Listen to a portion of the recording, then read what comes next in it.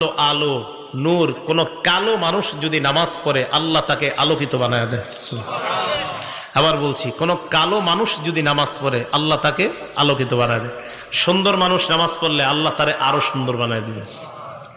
মুসলিম শরীফের 422 নম্বর হাদিস, ক্বালা রাসূলুল্লাহ সাল্লাল্লাহু আলাইহি ওয়াসাল্লাম, আল্লাহ নবী বলেন, আত-তুহুরু শাত্রুল ঈমান, পবিত্রতা ঈমানের অঙ্গ।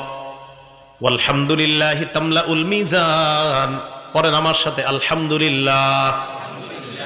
এই যে আমরা যারা আলহামদুলিল্লাহ পড়লাম, আল্লাহ নবী বলেন তোমাদের প্রত্যেকের জন্য মিজানের পাল্লাটা নেকি দ্বারা পরিপূর্ণ হয়ে যায়। পড়েন তো আবার আলহামদুলিল্লাহ।